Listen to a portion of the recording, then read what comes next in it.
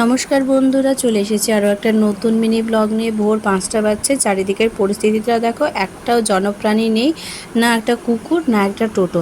আমি যখনই কোনো কাজের উদ্দেশ্যে বেরোই কোনো টোটো থাকে না, আর যখন এমনি অকাজে বেরোই তখন প্রচুর টোটো। তো অবশেষে যখন স্টেশনে পৌঁছালাম তখন ট্রেনের একটা টিকিটের লম্বা লাইন। সচরাচর এই দৃশ্যটাও আমার চোখে পড়ে না। আজকে যাই হোক, যেটাকে বলে কপাল খারাপ হলে যায়, যেটা হয় আর কি। আর ট্রেনের টাইমিং একদম রাইট ছিল বলে আমিও তাড়াহুড়ো করে এখন প্ল্যাটফর্ম নাম্বার 3-তে চলে যাচ্ছি।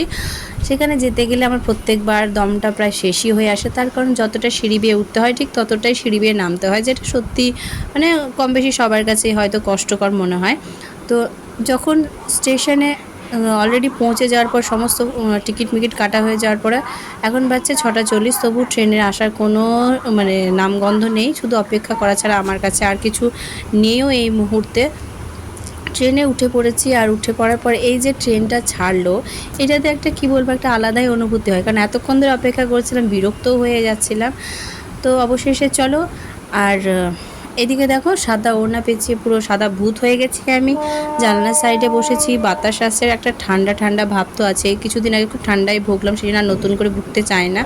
পেয়ে গেছিলো খিদে, তাই এই যে প্রাণের পটেটো ক্র্যাকার্স, এটা এখন আমি খাওয়ার জন্য বের করলাম।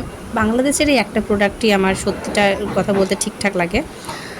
তো এখন আছি ফারাক্কা ব্যারেজের ওপরে। কিছু গেট খোলা আছে, কিছু গেট বন্ধ আছে।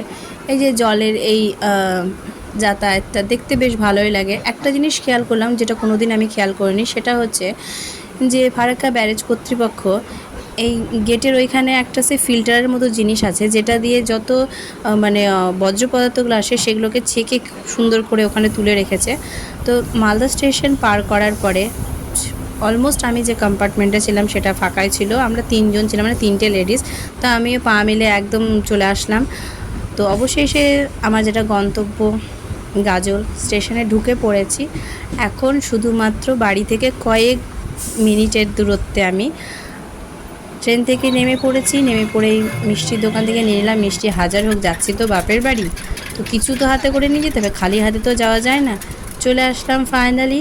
তো এই ছিল আজকের আমার মিনি ব্লগ। যদি ভালো লাগে তাহলে অবশ্যই লাইক, ফলো, কমেন্ট করে দিও। আবারও দেখা হবে অন্য ভিডিওতে, সম্পূর্ণ অন্যভাবে। আজকের মতো আসছি, বাই।